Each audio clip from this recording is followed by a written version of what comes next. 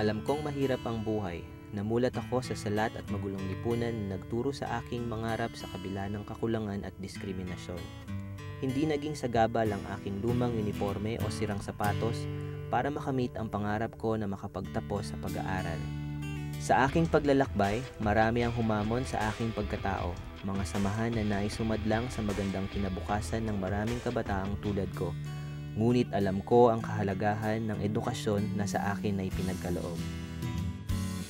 Dito nagsimula ang hangarin kong tumulong sa mga kabataang tulad ko noon.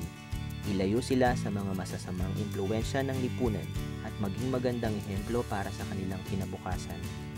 Nais kong ibahagi ang pag-asang dati ibinahagi din sa akin, na nagtulak upang ako'y magpunyagi at magtagumpay.